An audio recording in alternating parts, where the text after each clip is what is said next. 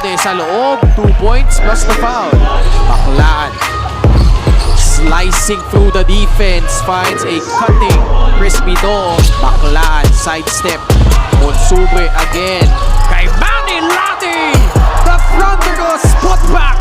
For Caloocan. Baclaan. 1-on-4. No problem for Kian. But allowing Imus to score 79. How about that graceful finish?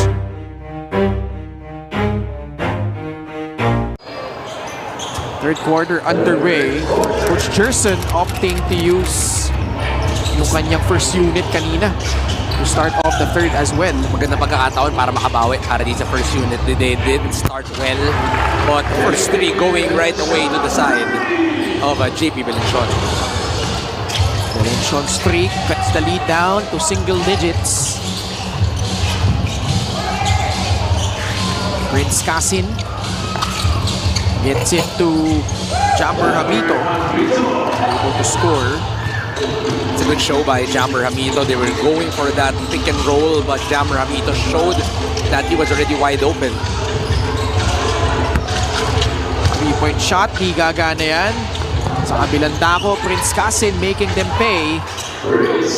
There's always one guy leaking out on the side of Caloocan. Inaantay nila na magmintes itong side ng Imus. Tatakbo agad. Jogi Laude was the one this time around, but it's a make for Janjan Salazar. 57-47. Laude against Darwin. Entry pass, hook shot. Lista mo na yan, galing kay Jammer Hamito. A mismatch eh. Jammer Hamito just overpowering any defender on the inside. JP Belenchon, more of an outside defender, playing the wing but forced to defend Jammer in that last play. Janjan Salazar, swak na swak yung kanyang dress. Talagang first, nagkipagsagutan ng baskets with this first group of Caloocan. 15 puntos para kay Janjan, comes away with a steal. Lays it in for 2. 17 points for Janjan Salazar. Well, early on, there's going to be an early substitution because this five of Caloocan has not been able to provide, in the plus-minus, they are on the negative end in this five of Caloocan, but Valencia answering with a basket right there. 9-point advantage. 2 minutes gone by. Salazar is feeling it. Why not? 20 puntos para kay Janjan. Home court advantage definitely on the side of Janjan Salazar. Komportable. He even has a small fan group here in this venue as he continues to wax out hot in today's ball game. 8 points in a span of a couple of minutes for Janjan Salazar. Salazar can't finish this time around Jammer Hamito. Jogi Laude sa loob, 2 points plus the foul. They've shown energy from the first group which they were not able to provide in the first quarter. Coach Mike, bagay sa yung book na yan. Tingin ko lang ha. Ayan, no? Gagawan ko ng edit yan. Coach Mike Perez with that hair. MP with the mullet. Coach MP. Ayun, sabay-sabay sila. Free throw ni Jogi. Yan ang patunay na totoong teammate si Jogi Laude. Dahil, kasi yung iba, imimintis yan para hindi lumabas eh. Malones, quick catch and shoot. Drills in that shot from beyond the arc. Outside shooting has been to the advantage of Imus here in the third quarter. It's been a high-scoring third quarter that we are watching. Just brute strength from Dom Escobar. At this point, you cannot go under on any shooter of Imus. Baclaan. Slicing through the defense. Finds a cutting Crispy Doon on the weak side. Ganda nung read netong si Crispy Doon. He had a chance to just stay outside and go for that kick out, but he knew that he had a cutting lane as well. Able to get the two is Crispy Doon. Pitch ahead. Monsubre dumps it to Bitoon, who retreats. Back to Kian. Baclaan. Sets up Ladi. Monsubre. jumper falls in. Yadi just not forcing. There were three blue shirts that was trying to challenge the shot. Even though he was taller, medyo mahirap iangat. Decided to go for that dip. Malones. Not enough arc on that shot. Baclaan, sidestep. Monsubre again. Kay Manny Lati!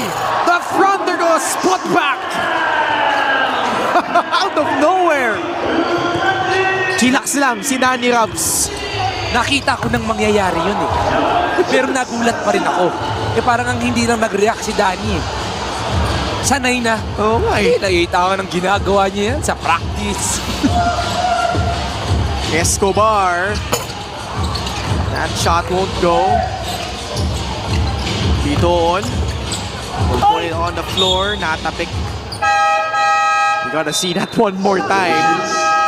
Offensive force. And is very athletic. Ladi tries a free. Something that he has struggled with this season. And he puts it in. Sanay na sanay. Nothing new for Danny Ravena. Actually, nakita mo pumalakpak sa tres pero hindi pumalakpak sa dunk. Turnaround shot by kay Manny Ladi. I see Danny nodding her head. And then Sean, pasa kay Dylan Darvin. Off the bounce, naagaw, behind the back pass. Kian Baclaan. Fouled. Will earn himself, no. It's gonna be a baseline out of bounds. 3-point shot brought to you by the Extreme Water Protected Speakers. Dive into music with Extreme Speakers. Gonna be the chance to push the ball forward to Dom Escobar, pero nanggigit si Kian Baclaan.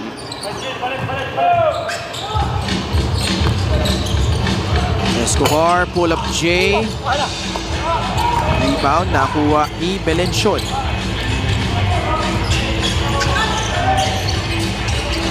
Step back jumper, Janjan Salazar, too strong. 24 na yan para kay Janjan Salazar. Lob towards kay Manny Ladi.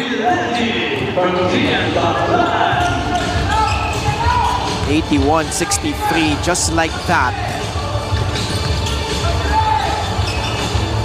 And then Sean punches that one in. Streaky shooter is JP Belenchon. You don't want him to get hot. Reverse layup. Ladi quickly has 11. How swiftly Caloocan could pile up those points. Belenchon continues to put up those shots from beyond the arc. Well, they have to locate him. They are not able to locate him on the shooting end. You know that he is going to continue to shoot it from the outside. You have to be able to know where he is at all times. Dahil pag uminit itong si JP Belenchon, I've seen that in college and in all the teams that he has played for. He's a very streaky shooter. Ian Pardo joins the parade. Nails a free of his own from the corner, 85-72. This is very manageable. This is only a 13-point lead in favor of Caloocan. They're not doing good on defense. They're allowing a lot of things, and this is not the quality basketball you want to come from Caloocan. Nakaagaw pa, Janjan Salazar. 26 points off that steal.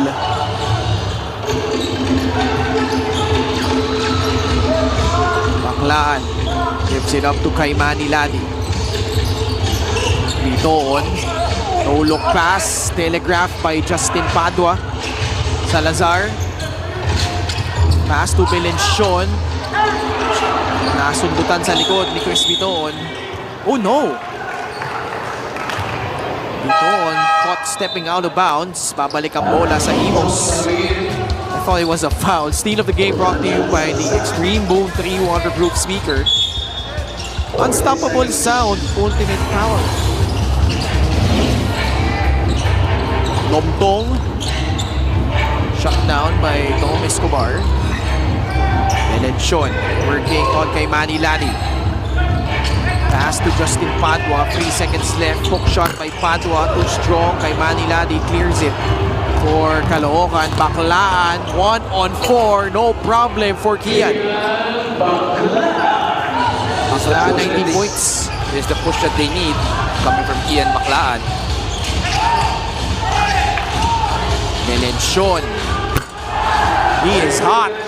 18 points. 3 straight triples. Caloocan getting sloppy right now. Down by just 10. Itong Imos. Pardo. Corner pocket 3. Wala. Escobar with a running start. Pasa kay Biton. Lob to kay Manny Lani. Turns around. Swishes in that jumper. Better decision on the side of Caloocan, but it's on their defense that they need to improve. What a good attack, but Padua cannot get in control. Looks like Lani got hurt. Yeah. He has to be subbed out. Fast Break the Game brought to you by Sports Plus, the official sportsbook of the PBA. I didn't see where he got hurt. Doon yata sa pagsalo ng alley-oop eh. So kanina pa. Ne, yung dapat alley-oop. Kaso, humihit siya, turned around for the jumper, and then after that, I saw him grimace in pain. Papaltan muna siya ni JJ Manlangit. Kailangan. Traveled. Might be a technical Or warning. Possible delay of game to.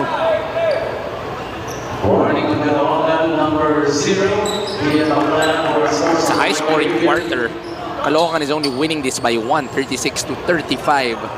In total, 71 na nai-score natin dito sa third quarter.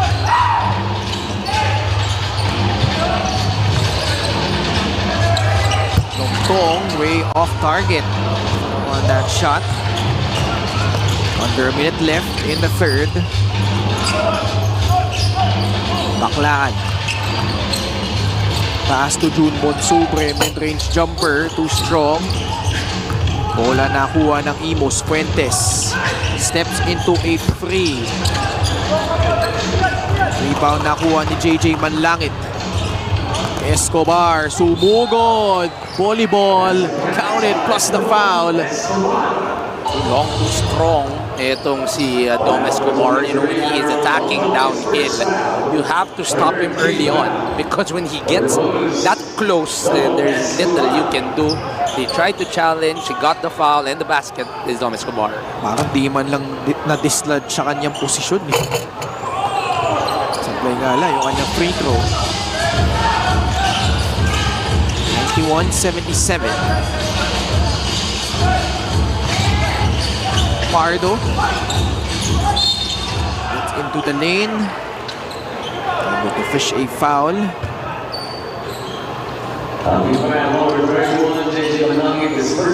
Manlangit picks up his first foul. MoneyPay, the digital wallet community. Pardo's free throw is good.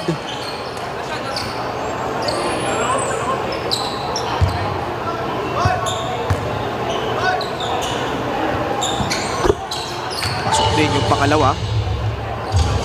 91-79. Time winding down in the third.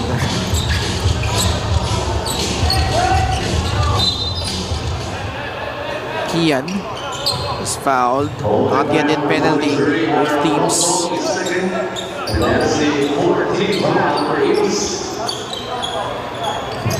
Caloocan putting up points, but allowing Imos to score 79. How about that graceful finish by Kian Baclaan? It's a nice way to end the quarter para dito sa Caloocan. Offensively, they played terrific. Moves from KB.